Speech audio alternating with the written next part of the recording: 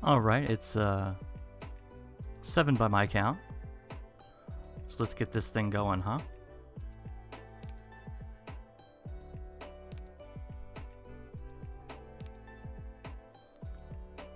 Right. Make sure there's not any, like, bleed.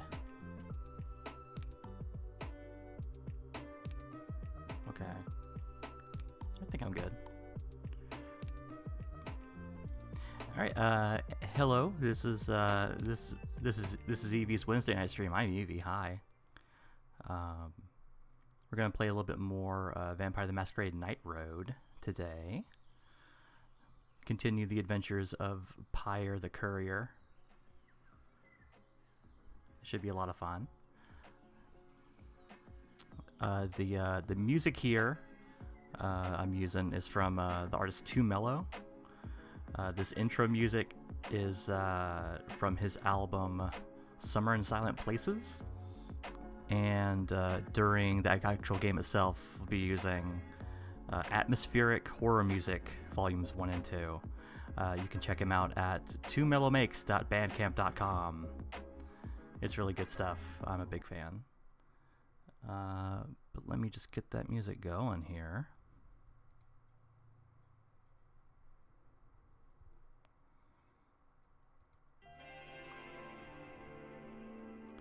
Check the level.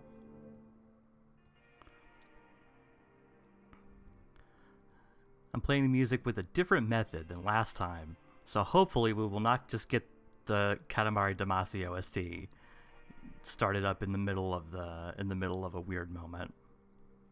Not that I have anything against the Katamari Damacy OST. It's, you know, it's all about tone and place. Anyway, let's get this thing transitioned. Great. Okay. So last time we met our character, Pyre the Tremere Courier. Had a run-in with a white and barely survived that. They made their way to Tucson and met the prince of the city there, who tasked them with delivering three messages essentially. The first of which will be to the sire of our character here. And they also went shopping, and they hooked up with an old friend, and it was a real pleasant time. Excuse me. All right, Chapter 4, Kiowa Xenogenetics, Tucson, Arizona, night of November 6th, sunrise, 6:45 a.m. You drive the BMW around your parking lot a few times, getting a feel for it as the lights come on all over Tucson. The gray sedan feels shakier than when your test drive, and there's a lot of rusted interior damage.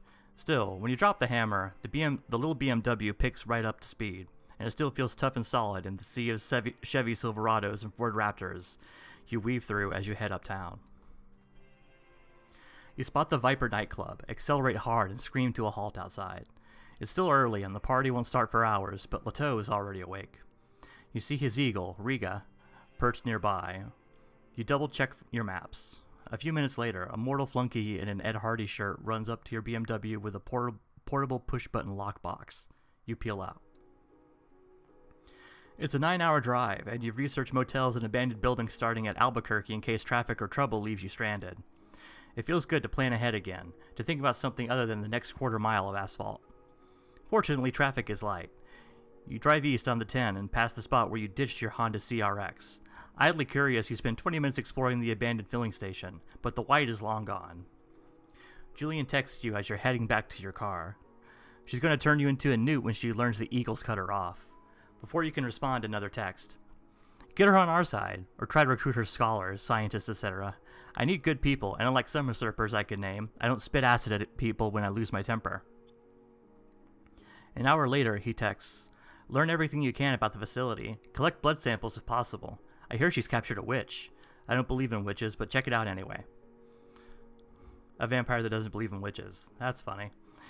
20 minutes later, a final text. Obviously your phone is compromised now. Drop it off in the bathroom of the next Shell station. Don't destroy the SIM card. There's a replacement under the sink. A few more minutes up the road, you spot the Shell station. You pull in and do what you're told. The new phone is another disposable burner. Julian, you realize, isn't hiding from the Second Inquisition. He's using what they think they know to move them around the board in a game you don't fully understand. A few minutes later, you pass a garage marked with Julian's Karambit and make a mental note of its location. The hard copy map on your dashboard insists that you're going from one town to the next, but you don't see anything, just the road and distant lights. From the highway, even Albuquerque is just a blur of low buildings and exit ramps. Past Santa Fe, the landscape grows more lush, with scrubby trees lining the highway and the distant hills dotted with green subtle hues visible to your sensitive eyes. The drive takes you through lots of towns named after bigger towns. The landscape grows rocky and pale cliffs rise beside the road. You stop at the last all-night gas station to fill your BMW's tank, then head into a wild and ungoogled landscape that stretches flat all the way to St. Louis, for all you know. There's no radio out here, so you try to enjoy the sound of the engine, because you don't want anything on your disposable phones. No trouble, though. No tails, no weird unmarked cars, no circling eagles, for now.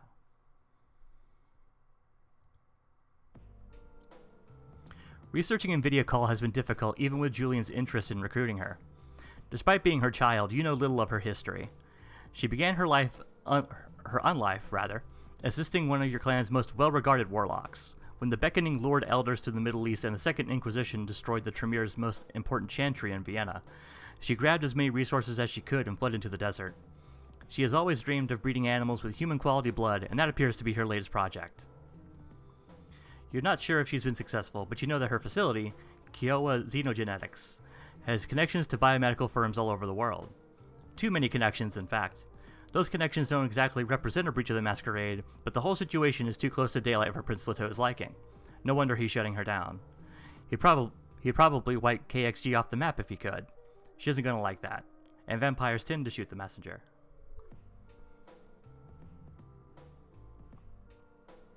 You pass an old mining village, abandoned since cowboy times, and stop to mark its location on the map. A few buildings might offer you cover from the sun if things go badly. There are no signs, and the fence looks like all the others, but you know you're close when the road gets better.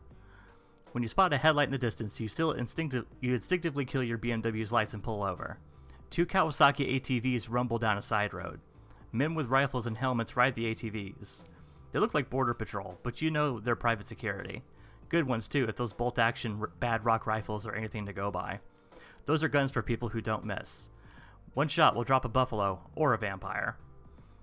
You're just wondering whether to turn your lights back on and introduce yourself since you have all your paperwork in order, when the guards take off, followed by a low-flying quadcopter drone.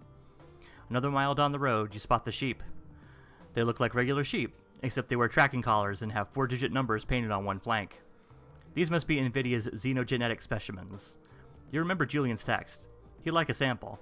He's impressed with you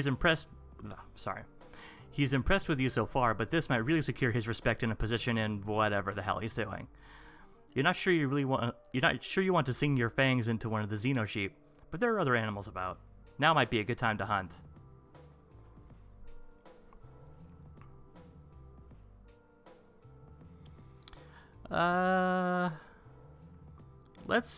Let's get some sheep blood. Why not? Just as you hop out of the car and stretch your legs, the xenogenetic sheep hurry away into the underbrush. You check the eastern sky. You made good time, and you still have a few hours before dawn, but there's a lot of territory out here. You need a plan. You check your folding knife, because while you have a blood and tissue kit, you'll also need a sharp blade to bring down a sheep. Let's see. So...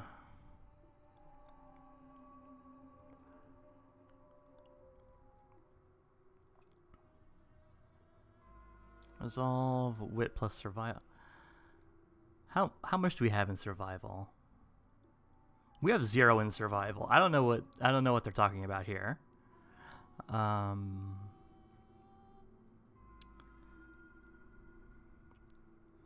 Let's use some blood sorcery to track down a sheep. Classic thaumaturgy seems appropriate here in the domain of your sire and teacher, but none of the scrying arts you know seem quite appropriate to the task. The sheep aren't spirits, so Videopalis or Hermetic Sight won't reveal them. You get past the physical, cryptographic, and occult security surrounding your Kindle Gwim... You get past the physical, cryptographic, and occult security surrounding your Kindle grimoire and flip through its pages for a few minutes. Maybe Latin isn't right. Maybe Greek. Flip, flip, flip. It's time for some cold Dunic sorcery. You never knew exactly how Julian ended up with these rituals. You once heard a story about how his sire wrested them from some Carpathian necromancer in the forest outside Oradea. But who knows if Julian was telling the truth, or if the mysterious Hakimite who embraced him bothered to describe his own history accurately. Regardless, you have access to some truly frightening old-world knowledge. You speak words in Greek, Romanian, and languages forgotten outside the dark mountains of Wallachia, and your vitae flows out of you in an invisible mist. Your senses flow with it, spreading to encompass the grasslands around you. You walk, eyes open but unseeing, feeling for emanations of power. There, one of the spell-marked sheep. You regain your senses and pursue your prey. The sheep never has a chance. You dart out of the shadows, your knife flashes and the animal falls with its throat torn open. You know exactly what you need to do, up until the moment that you see that hot, gushing blood. Then you can't control yourself. You plunge your face into the animal's neck and drink, and drink. In less than a minute, not a drop of blood remains inside the sheep, which is crumpled into a pile of skin and bones. You wipe your lips and spit out fleece. That didn't go as planned, but at least you feel better. Dr. Call's facility consists of several structures. You see a long, low building of green glass and white concrete, trailers for the long-term personnel, and a parking lot. There's also a little outdoor coffee shop with a patio. Behind the main building is a refurbished ranch, a garage for the ATVs, and a landing strip for light aircraft. A high chain-link fence dotted with security cameras surrounds most of the facility. Quadcopter drones drift overhead as you stop at the main gate. The woman guarding the yellow gate takes one look of your laminated introductory letter and immediately buzzes you through. You go on ahead to the intersection, she says, and turn right. There's a trailer waiting for you, number 23. The trailer is clean and blandly furnished, except for the thick maroon drapes, which look like they were borrowed from a castle. They completely blot out the sun, though it still feels safer to sleep in the made-up storage space under the table than on the bed. Your sire knows you're here, but you don't have time to worry just yet. The moment the sun crosses the horizon, you're asleep.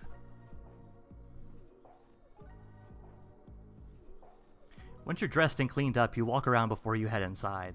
The main facility security right now is just one guy with a holstered pistol next to a metal detector. He's watching his laptop in a big atrium with shiny faux marble walls and lots of glass. It's probably busy during the day, but right now it's quiet, though not deserted. Outside the main facility is a detached security office and a little cafe. There's a gap between them where the fence doesn't cover, though there are cameras everywhere in that direction. No one seems to pay much attention to you, though the quadcopter drones keep you company. No threats, at least not yet. You pass through security. You enter a circular room illuminated by a giant red hologram of a hemoglobin molecule. It's labeled KXG, Kiowa Xenogenetics. A party is in full swing. 20 scientists and technicians are chatting, drinking wine from fancy glasses, or gathered around a baby grand piano, where a man in a tweed jacket is playing ragtime. A whiteboard reads, "Congratulations, Dr. Takahashi, on your," then a complex formula. You spot a few equations you recognize from your technical studies, but whatever Dr. Takahashi discovered, it's beyond your immediate grasp.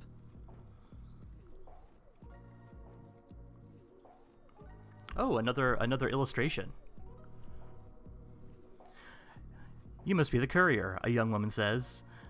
"My name is Vani Anand. Dr. Kaul will be here in a few minutes. Until then, help yourself to some wine. And I apologize beforehand if anyone badgers you. We're trapped here for months at a time like Antarctic researchers, and anyone new is interesting." Vani isn't really dressed for a party.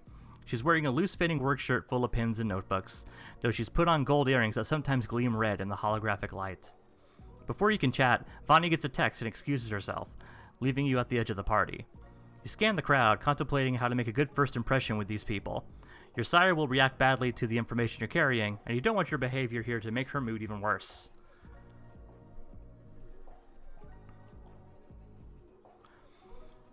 Let's scan for threats. This could be hostile territory, we don't know. They look pretty harmless. Most of the scientists look well off and well fed. There's an old money smell to a lot of them, from the WASP doctors listening to ragtime on the piano to the comfortable-looking computer scientists, most of them immigrants from India and Pakistan. Everyone seems pleased with themselves and a little bored. Everyone except one red-haired woman who skulks in the shadows. Pale and sullen-looking, she has the wan look of a blood doll, but her blue eyes are hard and wild as a trapped wolf's. She wears a long moss green cardigan, and she keeps pulling down over her wrists and silver rings with occult symbols. You can only read part of her shirt under the cardigan. Ect Tech Ace Tradit. Latin? They're Tremere sorcerers, but they normally hide better than this. You consider whom to approach and what you want. Potential allies for you and Julian. To uncover the secrets of this place, perhaps to gain the power needed to understand what's happening here. Or maybe you should just try to put Dr. Call in a good mood for your inevitable meeting. Okay, let's see what here plays to our strengths. So here's Charisma and Persuasion, which is not what we're good at. Persuade people to like me. Yeah, that's probably not going to happen. Corner the witch and impress her with my knowledge of the occult. In plus academics. I don't think that's our strong suit. We have 3 intelligence. That's not bad. And 1 academics. That's not the worst choice. That's probably not the worst choice. Oh boy. Hold on. We got a bot. Get out of here. Alright. Let's see. I want information. You pretend that I'm a science reporter and ask the scientist questions. They'll be mad if they realize I'm misrepresenting myself. Let's see. Manipulate plus subterfuge / technology. I don't think we're good at that. Yeah, we're not very good at manipulate. We don't have any subterfuge. I'm going to canvas for information, use my investigative skills to learn what Dr. Call is up to. Should be easy if I focus purely on facts. Again, probably not what we're good at. We do have 2 resolve and 1 investigation. It's not our best option, but we could do it. Someone here is probably a spy for Dr. Call herself, a ghoul or an apprentice. I look around for body language that might give them away, seeking information and allies. This might be good. I think our wits are pretty good, if I remember correctly. Yeah, our wits are good. We have no awareness, which seems like an oversight. Let's see. I corner one of the scientists, use my power to command them. Tell me what you know about Dr. Call's project. Dominate. She probably wouldn't like it if she found out that we were dominating her scientists. Let's see. I think int and academics ended up being the right one, right? Yeah, intelligence, academics. That's 4 dots. That's the best we're gonna get, I think. Okay, so we corner the witch and impress her with our knowledge of the occult. Let's see how that goes. Oh boy, check this lady out. She is not interested in taking any shit.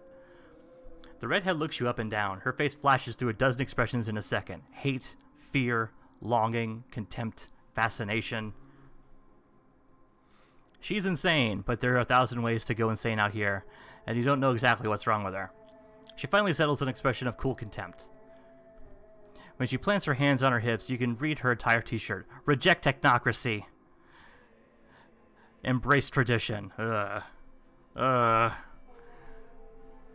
don't know about this. Her wrists are covered in intricate scars. So, she says, what the hell are you? Tremere, you say. She almost takes a step back, but stands her ground. A blood bag full of cheap tricks, she says. What do you know about me, you ask, genuinely curious. No, there is no knowledge leech. There is only the will. Oh shit, it's a mage. NVIDIA Call told you what to do if you ever came across a real one, so you turn and get ready to run. When you spot Vanny, she seems to realize that you're talking to the weirdest person there. She takes you by the shoulder, makes her excuses, and leads you away. Giselle is dangerous, she says. Stay away from her. Why, you ask? Because she used to be something more than the rest of us, Vanny says, and now she's something much less. She came here to destroy Dr. Call, and NVIDIA destroyed her instead. To destroy Dr. Call, not kill her. It sounds like Vanny knows who employs her.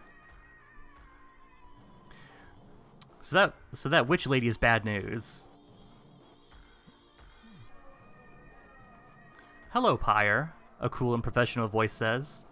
Dr. Call still sounds like she's the voice of a computer assistant. She's dressed for the celebration in a long red and black dress. It takes your eyes a moment to resolve the serpents and wolves that form the design. She holds out her black-gloved hand for you to shake, or kiss. You decide to shake. She smiles, then takes you by the chin and turns your face back and forth. Good, you've been eating. Your sire pulls you into a shadowy corner and checks your teeth, then takes in your clothes and shakes her head. She has the same flapper bob you remember. Her dark face has thick, expressive eyebrows that bounce around whenever she talks. It was always a strange juxtaposition. Invidia's animated and friendly face contrasted with her flat, chillingly hypnotic voice. You smell fresh blood, not on her lips, on her fingers, under the gloves. Dr. Call glances around the party and tells them, I just have a little more work to do, and then I'll be out to socialize. Under her breath, she says, Pyre, follow, now. You follow the smell of blood. Invidia takes you through a smoky glass door with a light that turns from red to green at her approach. You follow her down a corridor to a storage room. The door slides open to reveal a man with his guts hanging out and another man in a lab coat trying to hold him down. Oh shit, we walked into something. It looks like the man has been shot in the chest by a high-caliber weapon, like the rifles the ATV patrols carry. You recognize his Arizona Diamondbacks jersey from when he and Carlos were in your parking garage. Pyre, help Dr. Takahashi hold Miguel down, Dr. Call says, removing her black velvet gloves to reveal long black nails and opening a silver tray full of scalpels. You don't give Miguel good odds. He's already lost a ton of blood, and unless your sire or Dr. Takahashi is prepared to work some heavy sorcery, he'll be dead in minutes. Okay, so I'm trying to grok what happened here. So Miguel came down here first for some reason. Huh, okay.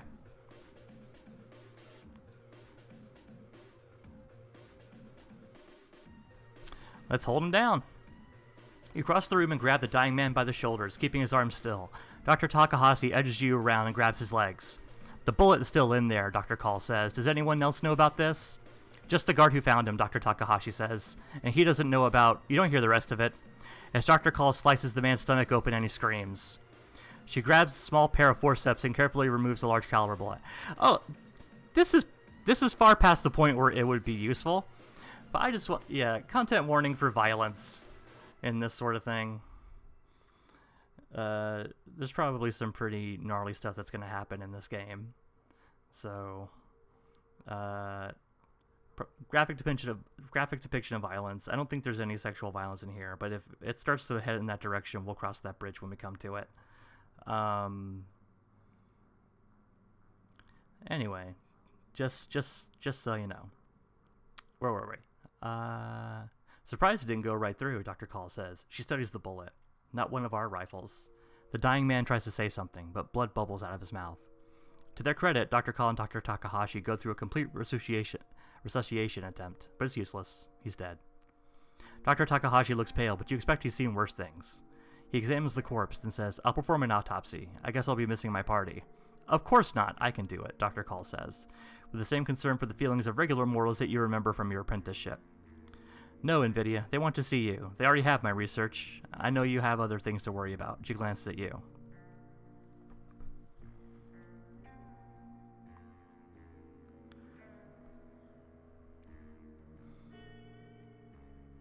Poor guy. I only met him once and not on great terms. But I doubt he deserved that. It's a shame, Invidia says, but Miguel wasn't some random civilian. He was one of Prince Leteau's retainers, and one he trusted to do simple courier work. Unfortunately, nothing is simple anymore, which is why he sent you too. She searches the dead man's pockets until she finds a card for the Viper nightclub with a 4-digit code written on the back. Give me what you brought, she says. You hand her the lock that Prince Leteau's flunky gave you in the Viper parking lot. She punches the code on the car into the lock and it opens, revealing a stack of microfiche, like something out of an old spy movie. Get people you trust to move the body, Invidia tells Dr. Takahashi. I want a full report by tomorrow night. Pyre, come with me.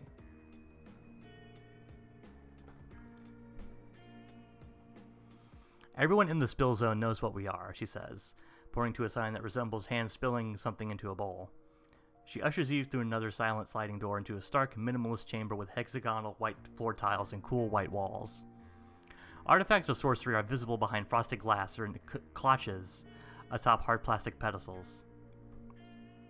You see mummy fragments and incunabula, fragmentary scrolls, and broken amulets. There's a diagram of the California Stonehenge they found a few years back. You've heard of that, since kindred say it was some kind of ritual site. The far side of the room contains a Louis XIV really just showing the extent to which I do not know any of these words. Escritoire, a shaker table with a phonograph and an apparatus for reading wax cylinders, and a microfilm reader. A hidden logic governs the arrangement of these artifacts, you're sure. NVIDIA scans the Latin document Prince Leto prepared for her and tosses it into an end table. Tosses it on an end table. Vanny, her assistant, places it carefully on a coffee table so her mistress won't lose it. Two studious-looking and handsome young men lounge on the couches nearby, reading books in an obscure dialect of Mongolian. House Tremere stole that text from the Wulong in 984 AD. Dr. Call introduces them as Renee and Sonam. They don't look up. Did Prince Leto tell you what news I should expect, she says? Because I already know what happened to Jasper Knowles. He was a friend and colleague, but I had to sever ties with him when I learned he was experimenting on kindred. We all must draw our line in the sand somewhere. Still, I will miss him.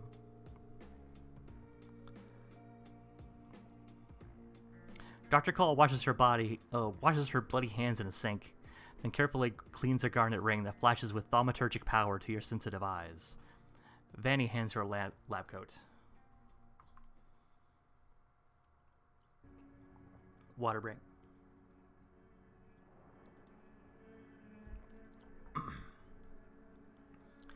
You think quickly as your sire twists the knobs of the microfiche reader and starts reading the first page of Prince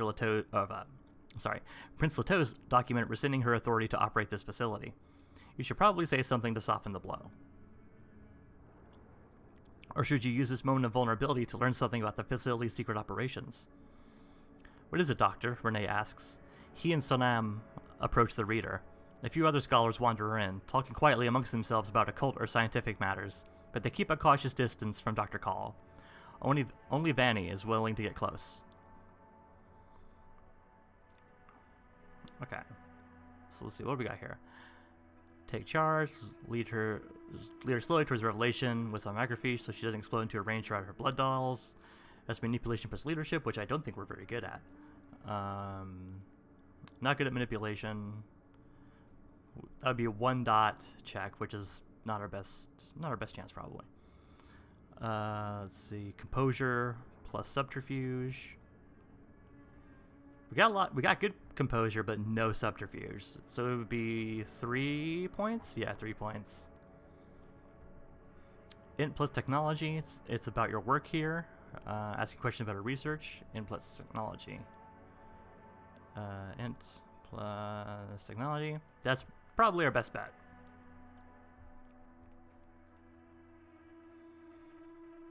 I think it's about your work here. I start asking her questions about her research, hoping my scientific knowledge will get her to reveal something interesting before she reads the bad news. You distract her long enough to ask her about her scientific research. She challenges you on the principles of medical science and genetic engineering you know, amused by your audacity, but you answer her questions and soon earn her interest. Tell you what, Pyre, she says, once I finish here, I'll take you to the snow room. And if you can tell me what you're looking at, maybe I'll tell you what you can do for me. The snow room. Interesting. Your sire's gaze returns to the microfiche reader. You feel her rage building as she reads, and consider what to say. She's impressed by your scientific acumen. You wonder if you can strike some sort of deal. But as you start to make a proposal, Renee, who's been reading along over NVIDIA's shoulder, touches her arm and says, "It's going to be okay, NVIDIA." Okay? You think this is okay? She stands up and slaps Renee, knocking the much larger man to the tiled floor. After a moment's thought, you know what you might be able to say before her beast breaks free. It's a long shot, but you can offer your scientific skills as an intermediary. That offer might calm her down. Calm down, Sonam yells. That wasn't what to say. NVIDIA grabs Sonam's skull. Blood runs from beneath her fingernails. Alchemically transformed, it smokes and fulminates like acid. Sonam can't even scream as the flesh drips off his skull. Damn.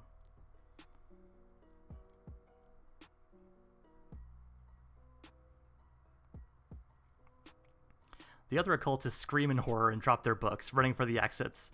But when the corrosive steam rising from Sonam's corpse reaches the ceiling, the facility's fire detectors go off, and a massive security door starts to close. A near-splitting alarm goes off. Well, this went to shit really fast. Your sire turns, both hands dripping with corrosive acid that blackens the tiled floor. You're familiar with her rages, but this sorcery is new and terrible. You throw yourself behind the couch as Invidia lashes out with her corrosive blood. The chair next to you dissolves, throwing up spumes of noxious gas. Your beast screams inside your brain as if it were surrounded by flames. It tells you to flee, to do anything rather than confront that corrosive blood. Barely in control, you don't dare approach her to attack, not with so much unnatural acid dripping from her fingers. How could he? Dr. Call screams, her face scrunched up in fury. I've done everything for him. She turns and a wave of corrosive blood blackens the microfiche reader, filling the room with the stink of burning plastic.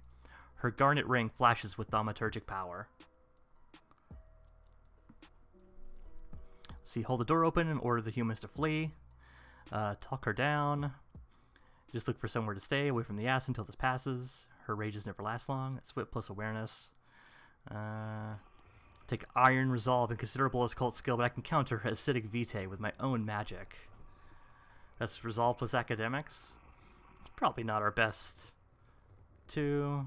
Academics is at 1, right? No, it's a nothing. So, I can circle her, then dive acrobatically out of the way of the corrosive vitae. I can dodge for longer than she can spit acid, and she focuses on me, not the occultists. Let's see. Got 3 dexterity, no athletics. Oh god. This is gonna be a tricky proposition no matter what. Let's see. We're good at strength, no leadership, right? Yeah. So that'd be 4 points. This would be 3. This would be 2. I think this would be 3. Because our wit's at 3, right? Yeah.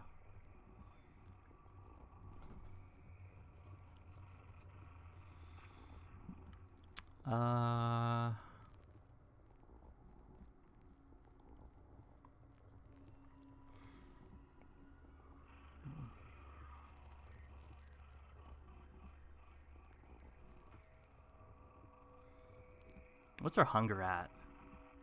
Hunger's at 1.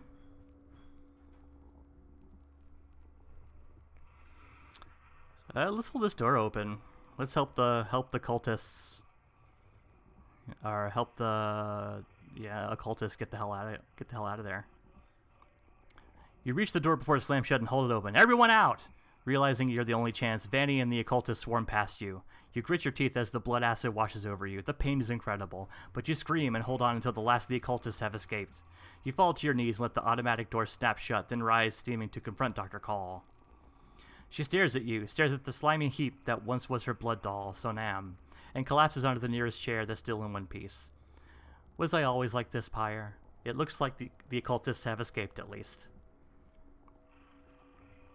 A moment later, the door flies open again, and Giselle, the witch, strides in, long red hair streaming out behind her. She's shed her green cardigan, revealing the ritual scars on her wrists. What happened, she says, her eyes narrowing dangerously at you even as she moves protectively toward Invidia. You recognize that desperate eagerness to please and protect. It's true, then. Call has bloodbound a witch. So she's made a witch her ghoul, basically. That's wild. I made a mistake, Giselle, your sire says, her tone bleak. Sonam is dead. She seems to remember your presence. Oh, Pyre, this is Giselle. She came to kill me for stealing her witchcraft, and I bound her. Now she loves me. Funny, isn't it? Yeah, it's hilarious.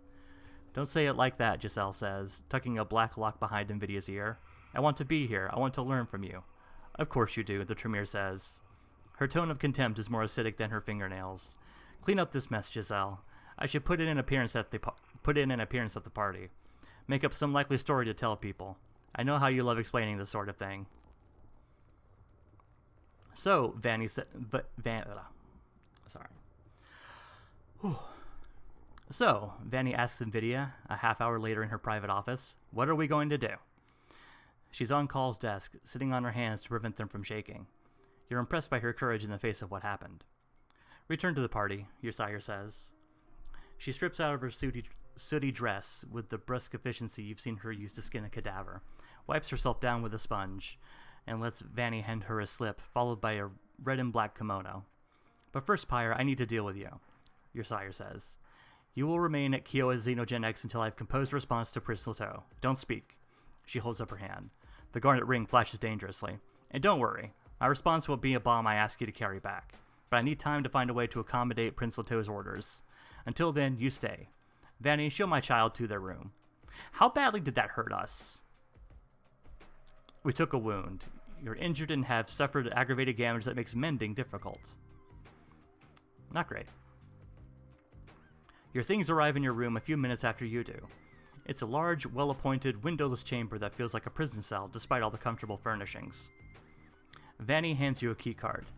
You're not a prisoner, she says, in a way that makes you feel like a prisoner. She bites her lip and then says, and if you need anything. She hands you her business card, with a number on it. You must have made an impression. Perhaps you've even made an ally. Then she hurries back down the hall. It looks like you're going to be here for a few nights while NVIDIA plots how to betray the Prince of Tucson. On the first night, you acquire a map of the facility intended for new hires and note interesting areas. Incinerator. Organic slurry processing chambers 1 through 4. Main security. But large sections of the map are blank. You'll have to explore on your own to get a feel for this place. Let's see. We can just drive out of here. It's like that DeShare Zone post. You can just leave. If it sucks, hit the bricks. Let's see. I rely on my leadership talents to seek out Vanny, try to procure her as a long-term ally. It's not going to happen. Me and my crowbar friend are working tonight. It'll take some muscle, but I want to make sure I have plenty of open doors between me and the way out. So basically make it so that we could just bust out of here if we need to. I need to deal with some of Dr. Call's occult defenses to make sure I can get out of here. I'm smart enough to figure them out. I put my scientific education to good use and try to learn more about the snow room. I talk to the occultists. Canvass the corridors of this place and look for clues.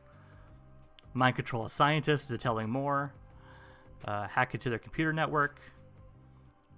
Spend a night focusing my blood and willpower to mend the aggravated damage I suffered. Who needs to care about damage? Not us. Let's learn about this snow room.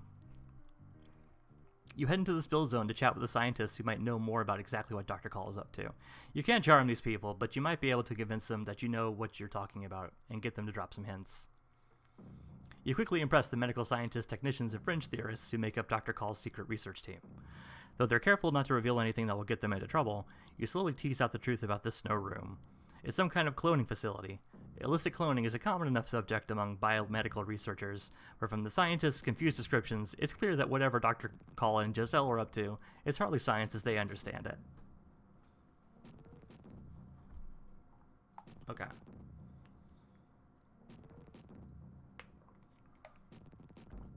We have no points in charisma, right? We have 1 point in charisma, which may as well be none.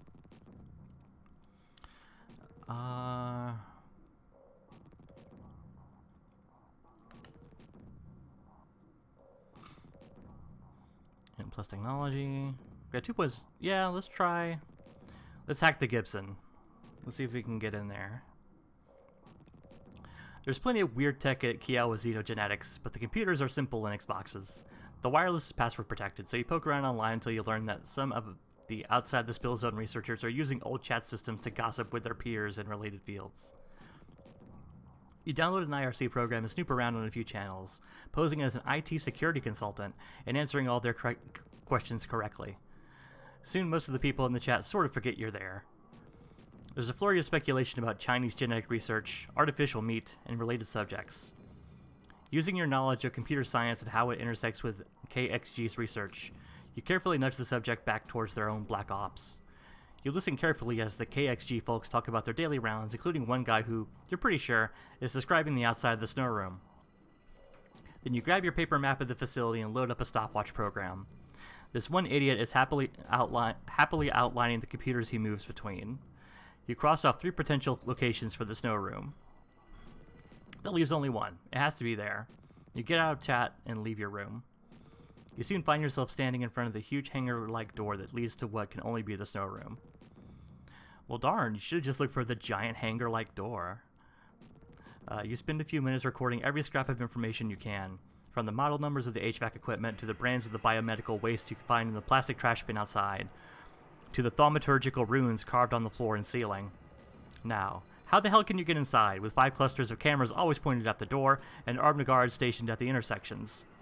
You're forced to retreat as a guard patrol appears, but you have everything you need except the door code. You spend the rest of the night running searches based on information you've gathered.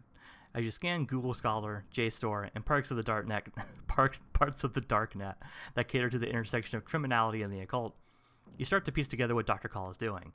Cloned cell samples, modified vitae, xenogenetics, cryogenic preservation, necromancy. She's making clones.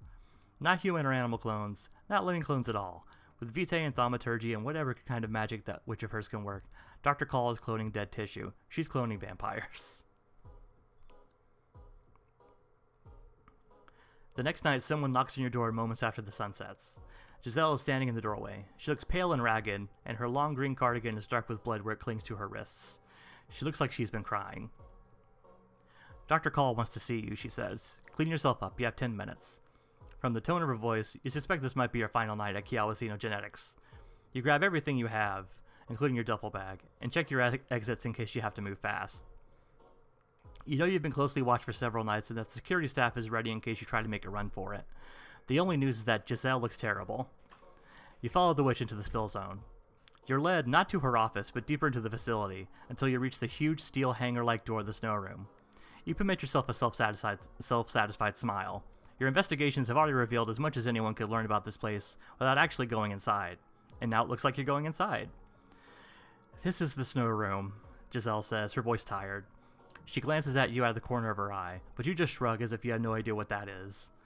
It's where Dr. Call and I conduct our research into how to mimic and emulate vampiric flesh.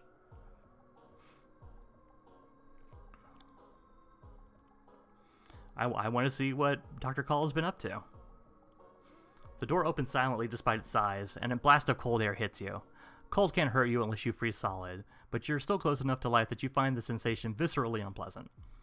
Giselle, her normally haughty demeanor gone, shrinks away from the cold air. When the door closes again, she's on the other side of it. Not sure exactly where to go, you pass through a cold room of brushed steel tanks attached to thick tubes, electrical cables, and laptops propped open on folding metal desks. The next room resembles a meat locker, except the carcasses hung from iron chains aren't cows or pigs, and neat grids delineate the walls and floor. I think the music ran out. Give me just 1 second.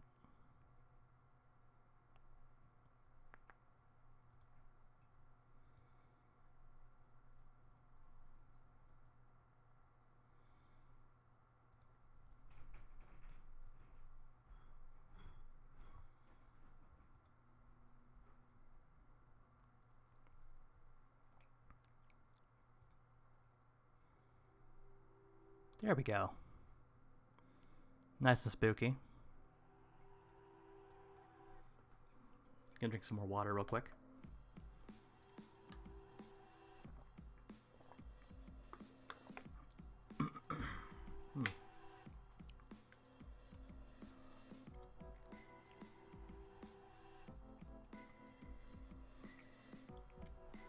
You use what you already know about the snow room to help you memorize everything you see. Everything you remember here is worth more than gold to Julian. Dr. Cole is waiting towards the back of the next chamber. She's wearing a plain black lab coat with XKG on the lapel.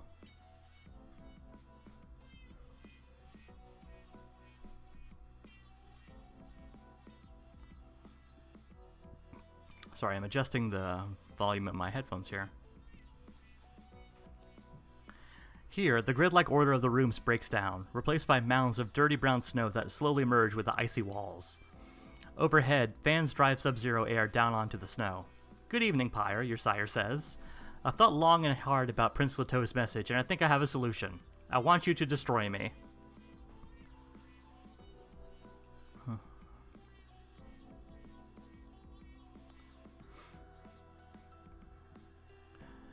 So you can be what, reborn? Now I'm a little curious. Dark resurrections are cool. Nothing so melodramatic. This is politics, not metaphysics. Call picks her way over the dirty snow. After a moment, she reaches elbow deep into it and hauls out a naked woman who stares at you blankly. With her face slack instead of animated, you barely recognize NVIDIA Call. The real Call gets the corpse clone into a lab coat. The clone's feet are black with blood and decorated with Giselle's runes. No wonder the witch could barely stand. When the Camarilla banned most forms of electronic communication, the real Dr. Call says, Clan Tremere thought it could just build an occult network. But that was hacked too. That's how Giselle found me. She and I are good friends now, of course. As good friends as being a blood slave can be. But it was clear to me that thaumaturgy invented centuries ago was as vulnerable as any other old and unsecured communication protocol.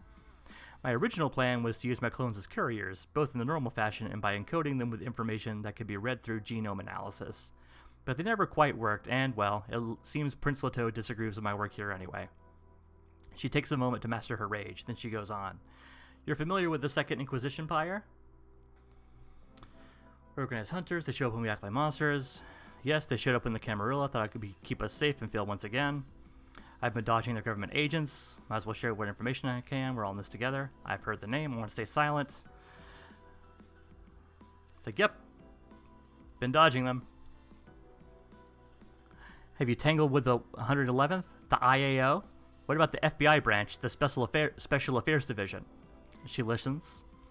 Interesting. They're all deadly, but not all hunters are like that. Some are dangerous buffoons who are in over their heads. A group like that attacked me the last time I left my facility. I killed most of them, but a few got away, and they're still looking for me. I'd like to give myself to them. She gestures to her clone. Once everyone thinks I've been destroyed, I'll have time to transfer my research elsewhere, away from Leto. We're self-funding now. I don't need him. You glance around the room. It's just you, Dr. Call, the half-buried clones, and a few technicians up the balcony around you.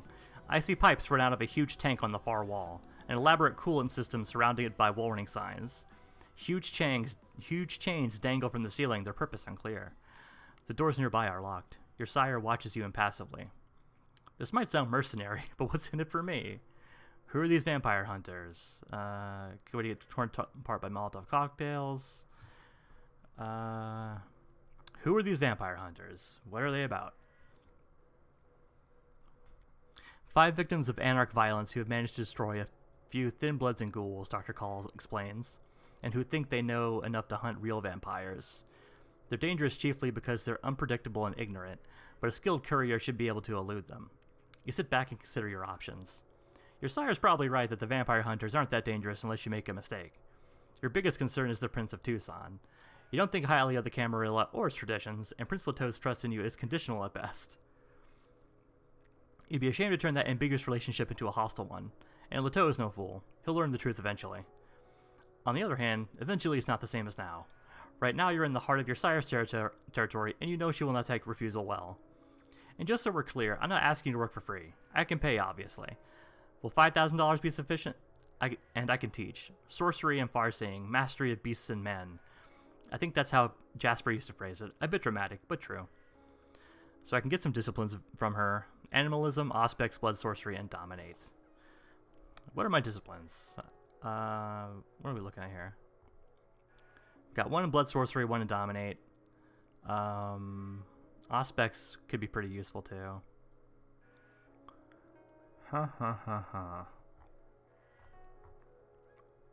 Okay.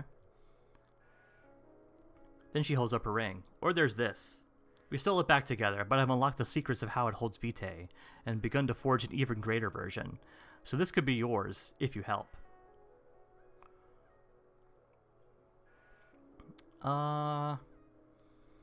Let's see if we can get her in league with Julian. She has to think for a second, but then you see recognition in her dark eyes. 2100X, she says. I believe he and Jasper Knowles worked together until they had a falling out over what to do with some of Jacob Prester's research. You can almost see the calculations in her eyes. Finally, she says, I won't serve as a helpmeet to a neonate, she says. But if you help me, you have my word that I will contact Mr. Sim and offer an alliance.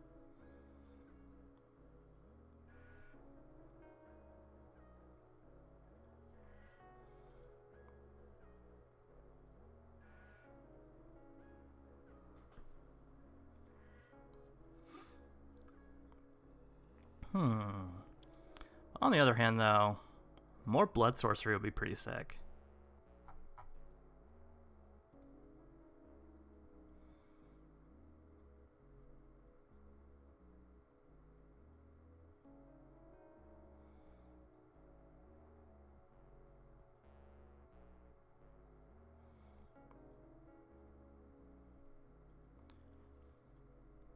I think we're going. Let's get some. Let's learn some blood magic stuff.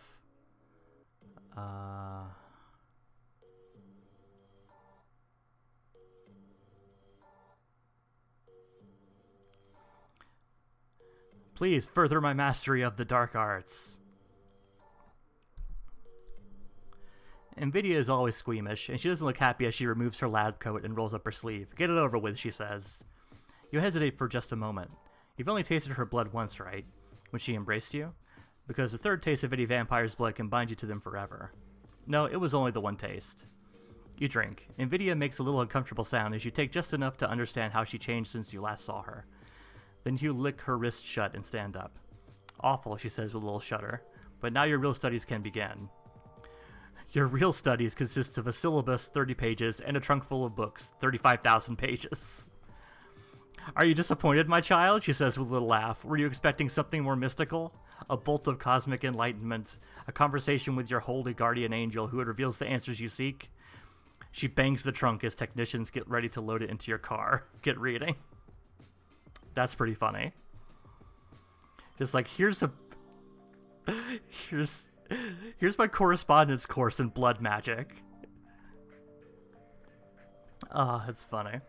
Nvidia smiles, a dazzling expression that ripples across her face and momentarily makes her look like a real person, not an animated corpse. But then her heavy brows knit together in thought. This will take careful timing, she says.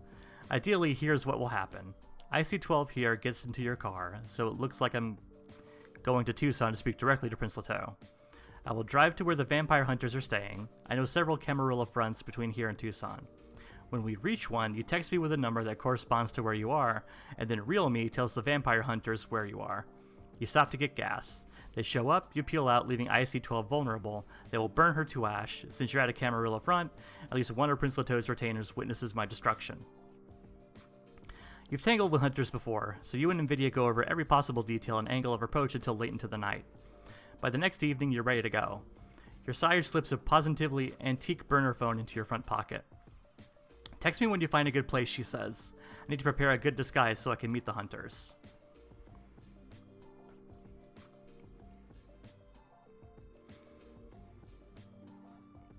Let's ask about Giselle. What's going on with her? You're so young, Call says. She unexpectedly touches your face, then yanks her hand away, disgusted by her own display of tenderness.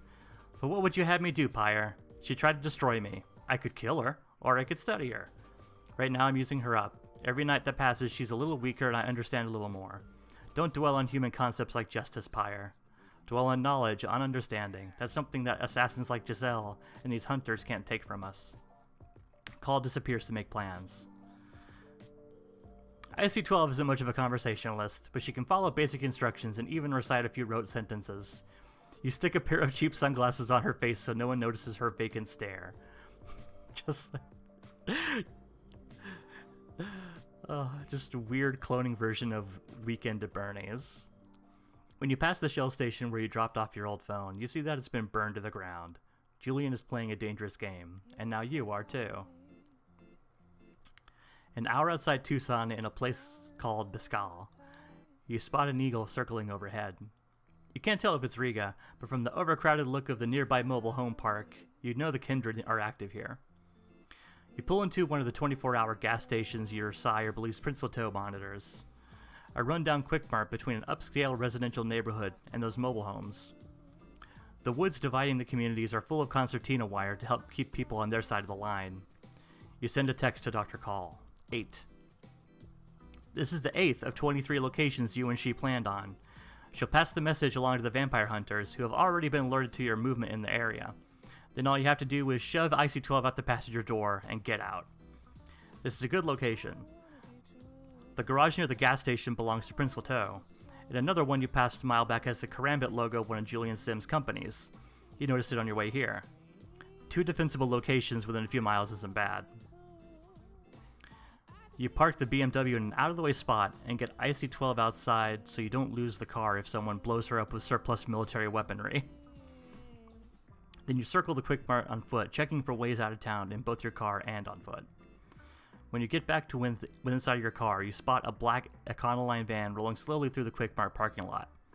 Off-road light bar, rear winch, tinted windows, those are hunters. They park, and 4 men hop out of the back of the trunk armed with a mix of shotguns and machetes, good weapons for putting vampires down. The driver is the last to exit. Like the others, she's wearing body armor, and her neck is conspicuously protected by an iron collar. These aren't frightened amateurs. Still, when they spot IC-12 and start closing in, you realize that Dr. Call's plan is working. They'll be able to surround and destroy her without difficulty, and you'll have a clear path back to your car. Water break.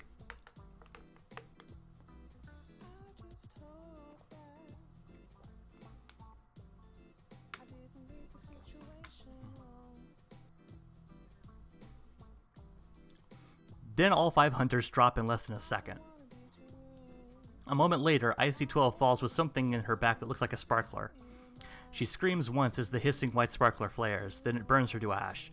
The next shot hits you dead center. You're slammed against a chain link fence. On your knees, you hear the hiss of the flare igniting. You look down and realize it hit the burner phone Nvidia gave you. You wrench it out of your front pocket, fighting your terrified beast, and hurl it away. A second later, it explodes in a shower of white sparks, momentarily blinding you. You hear radio chatter as white sparks dance before your eyes. Primary target eliminated. Irregulars removed. Engaging secondary target now. Oh shit. 2 agents with Phoenix badges on their arms close in. Unlike a lot of hunters, these troops have identification. They're with the 111th Military Intelligence Brigade. The SI must be infiltrating the US Army. They're holding modified shotguns, almost certainly Dragon's Breath rounds. Incendiaries that will burn you to ash. 4 more agents fan out behind them, armed with heavy automatic rifles. Their flak vests say FBI. The agents aren't wearing night vision goggles because of the flares, so they've momentarily lost you in the darkness, but they move with cool professionalism, turning on the flashlights attached to their weapons and sweeping the quick marked parking lot. You really only have 2 choices. Do you go for your car now or later? They haven't noticed your car yet. They'll find you eventually on foot, but you can try luring them away from your car, or just jump in the BMW now and peel out before they're fully organized. Okay, so how many points do we have in drive? We have 2 points in drive. So Dex plus drive would be 5 dots, which is pretty good. W steal my nerves. Run over them with Dragon's Breath. Run over the agents with Dragon's Breath shotguns so they can't shoot me. Resolve is not our strong suit.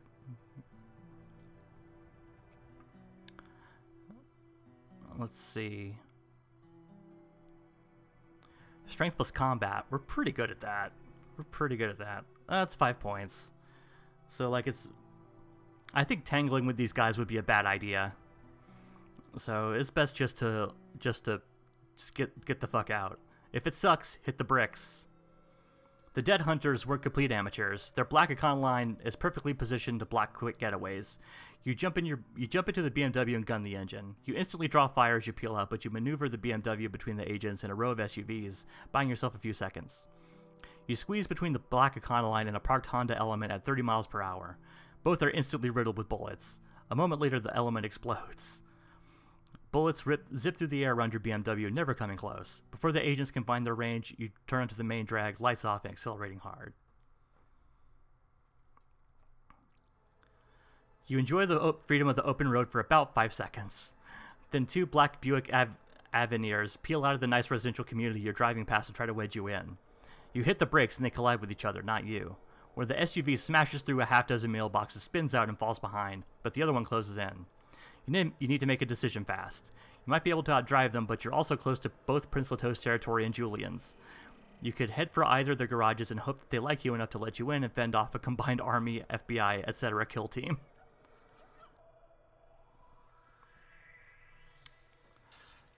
Let's see.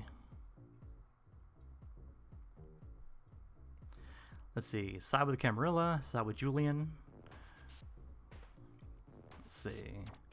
Try to lose them through driving. With split streetwise, I think we're also pretty good with that. Yes. So either of these, it's a 5-dot check, which is pretty good for us. We're just gonna outwit these dudes. The mobile home is such an overcrowded hive that you can't fit your BMW down its streets, but there's a sprawl of gas stations, strip malls, and confusing signage up the road that you passed through a few years back. Confident that you remember how to navigate the snarl, you yank your e-brake, spin around as the Buicks blow past you, and race the other way. You dodge a hidden divider as you blow past a hair salon. The first Buick hits the unmarked divider head-on, shedding a tire. The other SUV keeps on as you reach an adobe wall and slam on your brakes in front of a pawn shop. You can almost see the agent smiling as he leans out the passenger window with his automatic rifle. Then you throw the BMW in reverse, cut the wheel, and disappear into a narrow alley between the pawn shop and an adjacent pet supply store. You basically vanish. The agent shoots anyway, peppering the adobe wall with high-caliber rifle rounds, but he's lost his shot. You look behind you to make sure there are no obstructions. It's clear. A moment later, you spin back out in the parking lot of an abandoned Burger King, then proceed to the highway. You only flick your headlights on when you're back on the interstate heading west. They've totally lost you. Hell yeah, that's some Fast and the Furious stuff. I love it. Well, that was certainly eventful. But you fulfilled your end of the bargain. Someone connected to Prince Leto must have seen Call's final death, which means she's clear to pack up and restart without the Camarilla hassling her. You've made a powerful ally.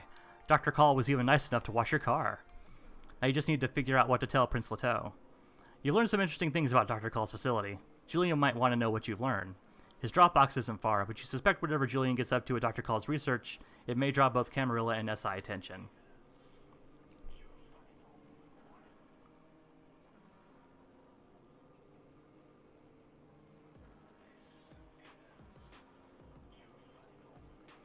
I write up some of what I learned, but I want payment for my hard work. I'm not doing this shit for free, thank you. You print out a hard copy outlining what you've learned and drop off the summary. You're sure to make the hints you drop as tantalizing as possible. The next night, you find an envelope with $4,000 stuffed under the door, so you finish your write-off and drop off everything you've learned. A few nights later, one of Dove's retainers knocks on your door and tells you to meet Prince Leto at the Viper around midnight. While looking down through the floor-to-ceiling glass window at the frenzied dance floor, the Eagle Prince interrogates you about the SI attack and Call's final death. You tell the Prince what you saw, which is easy since you really did watch Call crumble to ash. Either Prince Leto is a better liar than you'll ever be, which is possible, or he really believes that your sire was destroyed the other night. And of course, since you successfully completed the delivery mission, you get more money to stuff under the mattress. You return to your parking garage and park the BMW. You secure your parking garage, rechecking the security systems established upon moving in, and go to sleep. That day you dream of flying. But this isn't a regular flying dream. No, this isn't even a dream. A memory. Or is it real? You're in an old single-engine prop plane high above the desert at night. You can almost reach out and touch the moon. You spot the Italian fighter plane too late, and a moment later, its twin Vickers are ripping into the wings of your Albatross D3. You twist through the air, but it's getting late, and the rising currents of hot air you rely on are almost depleted. Bullets shred your engine. The black smoke would choke you if you breathed. For the past 3 weeks, it seemed as all of the Sahara held only 2 planes. In seconds, you realize it will hold only 1. Flames spread across your cockpit, but you know this is a memory. You tell yourself that you already survived this, but you're struggling to remember how, as smoke swirls all around you. Okay, we can get a little bit of better stuff here. Wits awareness, dexterity and athletics, strength and drive, composure and technology. Honestly, wits and awareness sounds pretty good. Our wits are already pretty good at 3. So if we add a point to that and a point to awareness, that puts us at that's a 5-point check for awareness checks. And that'd be pretty useful. I listened to the sound of the wind over the damaged wings, using that to guide me down to the safest possible landing. People on the ground goodness. Okay. People on the ground respect a pilot's bravery and skill, but rarely her keen awareness of her surroundings. To hear the changing wind, to feel the shifts of gravity and inertia, to see a cloud and know what it foretells. This, more than anything else, is what has kept you in the air, until now. But even as your albatross burns, you rely on those skills one last time. Listening to the sounds of your shredded wings, using the control stick to counterbalance their disintegration. And you stay aloft for just long enough. And then you slam into a dune. Your body tumbles through the air and lands in a shattered heap on a nearby slope. You smell burning wood and metal, but not burning flesh. And as you drag yourself away from the wreckage, you contemplate what you've learned these past few weeks. April 1917. This war is like all wars and like all peace. The strong prey on the weak. They call it nature or inevitability or the will of God, or they do not bother to justify it at all, but every night they feed. You know your own strength, and you know you must use it for something other than satisfying your basest needs. Let's see.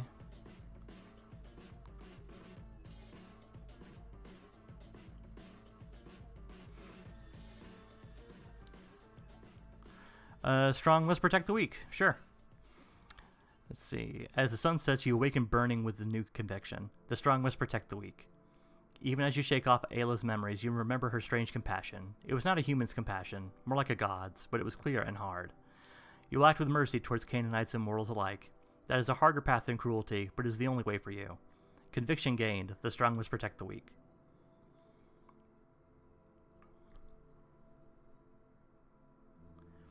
You've learned quite a bit on your journeys. You might want to consider applying your experience towards training skills, abilities, or the dark arts of the kindred. Let's see. Did we get some, like, experience?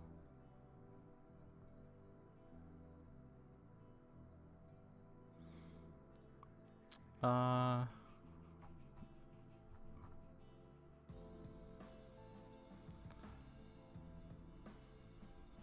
guess it doesn't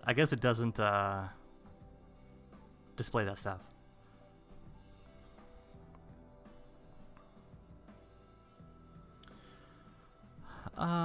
Let's see. Our hunger's at 2, so it probably wouldn't hurt to feed a little bit. And also, we're still wounded.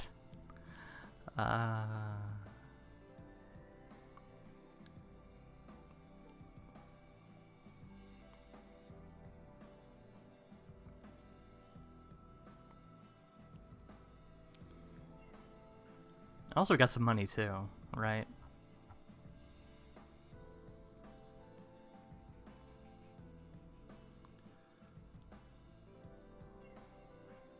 Yeah, we got a good amount of money here, so we could buy something.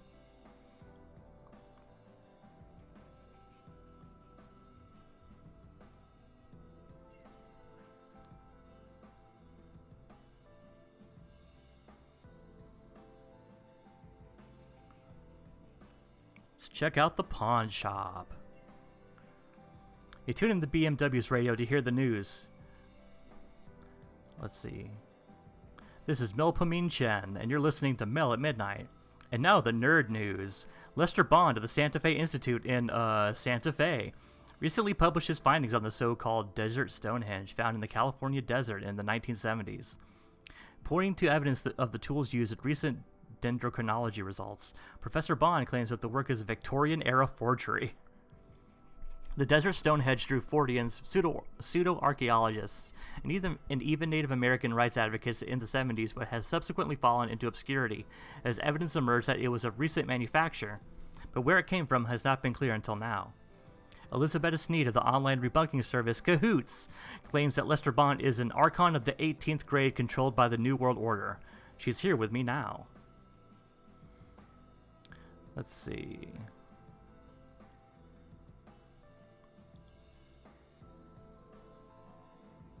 Covenant Pawn Shop is still next to a nail salon and across from a Title Max. It looks like the auto repair shop is shut down or been shut down. Circling to the rear, you don't see any cars except the owner's pumpkin orange Datsun 240Z and a van for deliveries. You head inside past an expanded selection of jewelry and an expanded security system to protect it, to where Elena is reading a 1992 copy of Raccoonari computer magazine and trying to rebuild an antique laptop. When she spots you, she replaces her plastic safety goggles with her Victorian railway glasses, shakes bits of iron and plastic shavings out of her short blonde hair, and moves to where, you're guessing, she can reach a shotgun. There's not a lot of charm here, but there is a lot of stuff.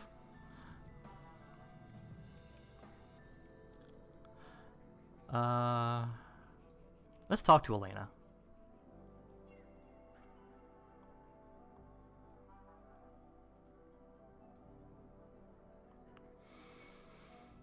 Let's see. Let's try to haggle. You ask Elena a few careful questions about her financing just to give you a place to start. She seems more amused than worried by your questions as soon as you have a few search terms to enter. Even shying away from Elena's illegal activities, you see all sorts of inefficiencies in her business model. At least you think you do. You only have access to public information like her lease. But when you ask Elena a few questions about where her money is going, she realizes that while she's a capable businesswoman, you're just a little bit better. She chews her lip and says, "Tell you what, you come back tomorrow and log in a shift fixing my payroll, and you promise not to act all weird, and I'll give you a discount." After a little more negotiation, it's a deal, and she agrees to give you a modest discount. Great. Love a discount. Check out the swords.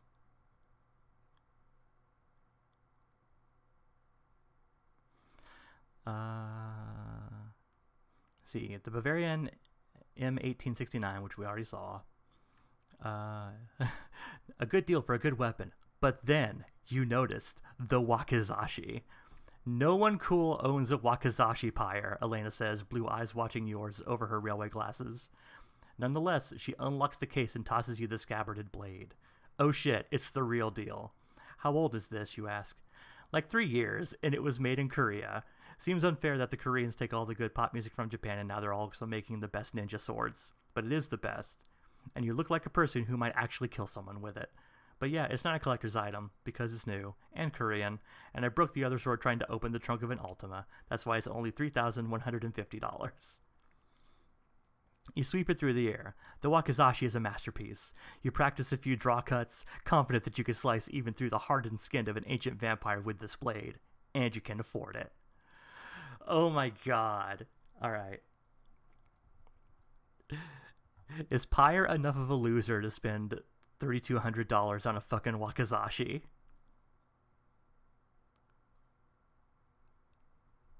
I think yes. I think Pyre's been waiting to buy a wakizashi.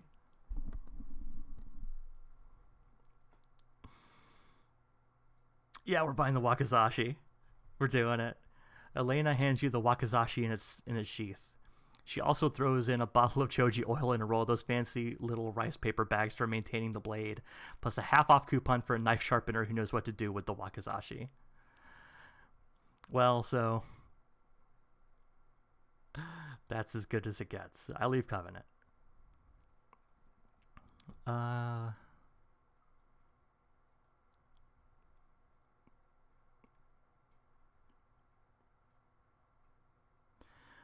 And then let's do. What's left to do?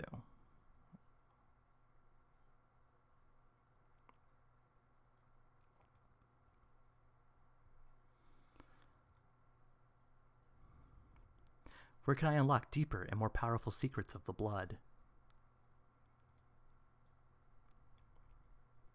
A vampire's haven is where they can escape the sun come dawn. It's also where you can hone your supernatural powers.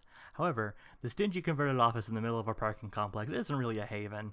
You struggle to master your supernatural arts while on the road, constantly running from place to place. But now that you're in Tucson for at least a few months, it might be time to put down roots here and establish a secure haven from which to develop your powers. You have only a cheap room. Maybe something nicer and more secure will help you advance disciplines to higher levels.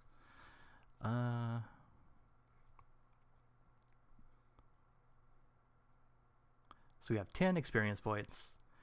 What can we get from Auspex? The discipline of Auspex enhances a vampire senses. With it, you will be able to peer into shadows and hear faraway sounds. Your acuity will also increase, allowing you to read moods and, at higher levels, develop an almost telepathic understanding of others. Yeah, let's get Auspex. That sounds dope. Auspex increased.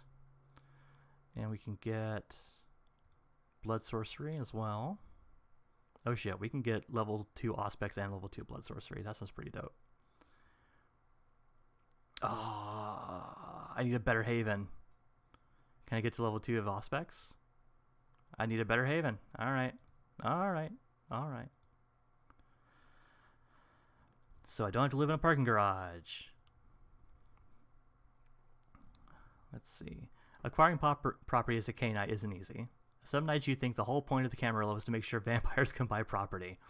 All the other ghastly shit the Camarilla gets up to is a sideshow. Still, you can't live in the modified office of a parking garage forever. You struggle to master your dark gifts on the road, but the truth is you need a secure, comfortable haven if you're ever going to unlock the deeper secrets of your arts. Further, a moving house should reduce the SI's ability to track you, at least for a little while. After asking around, you learn any real estate purchased by vampires go through Prince Leto. He owns a place called Madrigal Real Estate, which handles the needs of people like you. The middle-aged native woman who runs the place, Anna, explains the situation. The problem isn't just that you can't head down to the real estate office at 3 in the afternoon. Your legal identity is a cobbled-together fiction that is always changing its shape to avoid scrutiny. You could use your ID to buy some Four Loko, and it's enough to let you own a car, but property? I can show you some excellent places, Anna says, with excellent ways to escape into the sewers in the event of an emergency, but we'll need a substantial upfront payment. That's how we handle legal hurdles. We don't want anyone investigating your identity and wondering why your ages don't match up, understand? You grudgingly nod. Obviously, this is just an excuse so Leto can get his beak wet and keep tabs on the city's Canaanites. Well then, let's see what we can do for you, Anna says. Despite her apparent good cheer, she watches you keenly. Your status with the Camarilla, you suspect, will determine how generous she can be with her offerings. What's a bungalow? Sounds good. You drive Anna south to Drexel Heights while she explains the many excellent facilities this house offers, such as ready access to hunting grounds for when you move up in the world, dear, windows that lock from the inside, and a rare basement crawl space for emergencies. The one-story adobe building is small and ugly, but the material is sound and you have clear lines of sight to your neighbors. There's no garage for your BMW, but you can roll right from the kitchen to where you park your car. And those reinforced windows are a nice touch. The bungalow would make a fine haven that would let you adventure dark gifts to the intermediate levels. All this for $1,163. You drive back to Madrigal, mulling over what you've seen.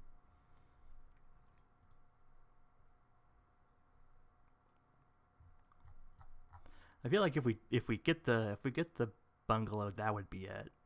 Like we would be done as far as like the shopping stuff is concerned.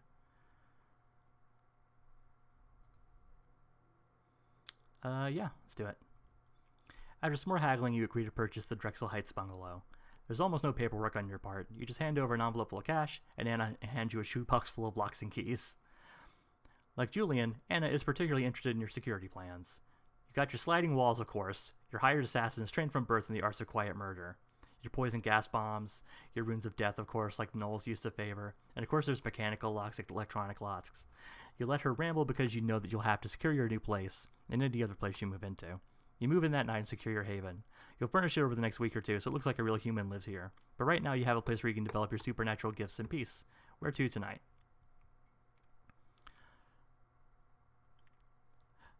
I stay in my bungalow to unlock further secrets of the blood. Auspex. Blood sorcery. I get in my BMW and drive somewhere else. What can I do to avoid attention? The fact that everyone in the world doesn't know about vampires tells you that even fairly significant breaches of the Masquerade can be absorbed without affecting the world too much. Over a long enough timeline, people forget and people die. But in the short term, you can't just hide. You need to act. More accurately, you need to spread disinformation that hides your identity and your movements. Hunters that are already alerted to your existence need to be redirected and misdirected. In short, you need to waste their time and frustrate them so that they seek out higher priority targets. And with the Second Inquisition watching the internet, you're going to have to go analog. You need to get in touch with local news services and use them to spread disinformation.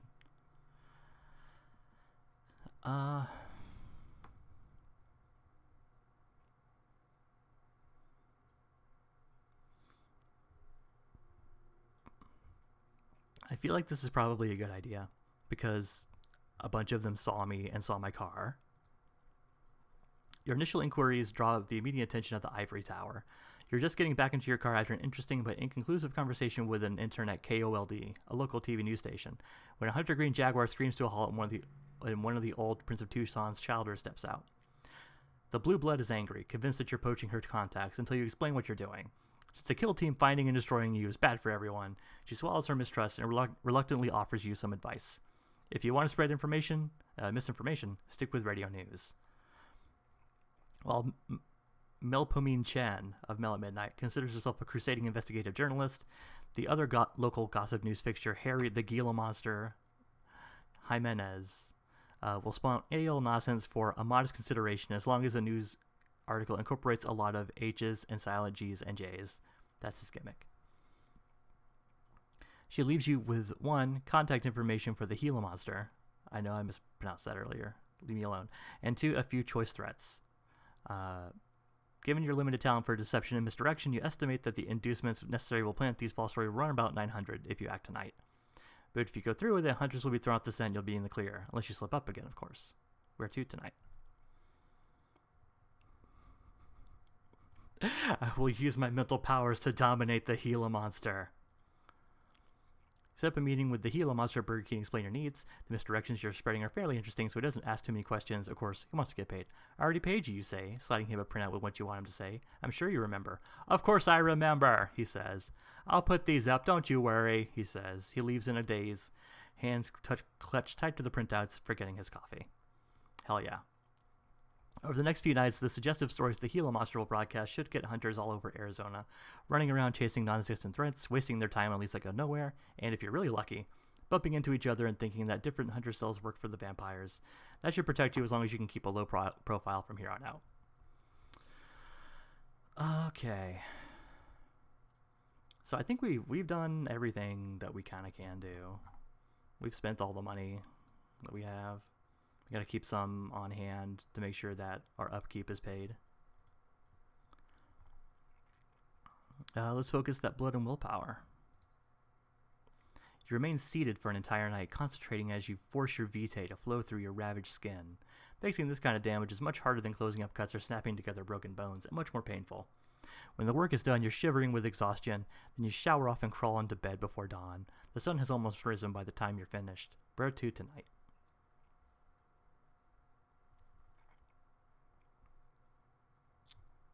Where are we at? Oh, shit. I gotta feed, man.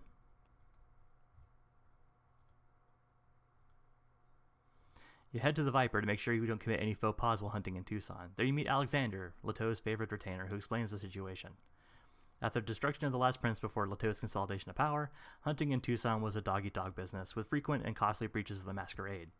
Leteau put an end to all that. First, there's no hunting anywhere near the Viper, the local Elysium. Second, the more you've proven yourself, the more risks you're allowed to take while hunting. You have not proven yourself, Alexander explains. That being the case, you're limited to the kiddie pool. He's very proud of himself for knowing that term. In exchange for a small consideration each time, Alexander will provide you with access to blood dolls, cups of fresh blood, or caged animals, your preference.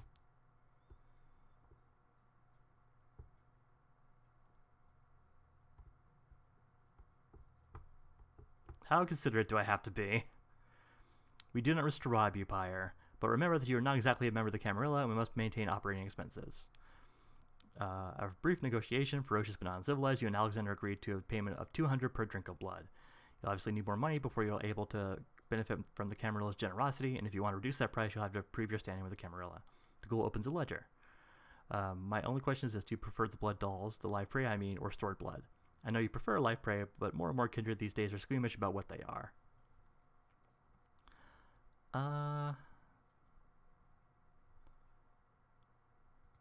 Sure, give me the stored blood. Stored blood is the wave of the future, Alexander. I don't know, you need to get with the program. What changing times we live in, Alexander says. Or are they? Sometimes I feel as if we're going backward, especially with all these hunters around. You and your eccentricities will be provided for, Pyre.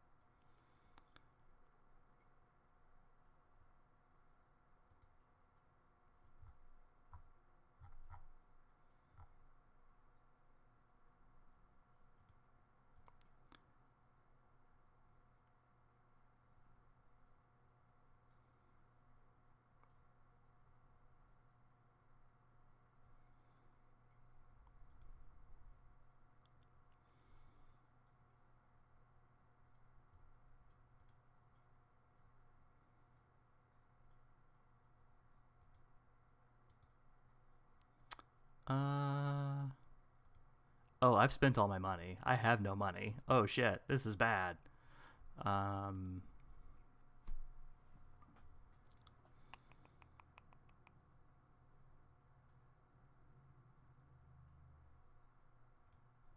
What are my remaining missions? Okay.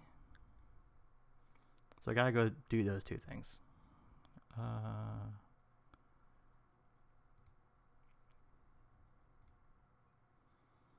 Let's do the St. Basil's Hospital next. And we'll leave it there for today, or tonight rather.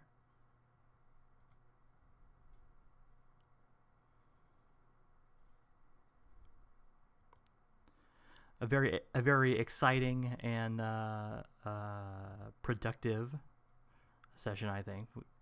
Pyre got a lot done, but is now broke. So that's is both broke and hungry. So this is going to be a really exciting chapter coming up. But thanks for coming by. Thanks for listening or watching or whatever. And y'all have a good evening. Good night.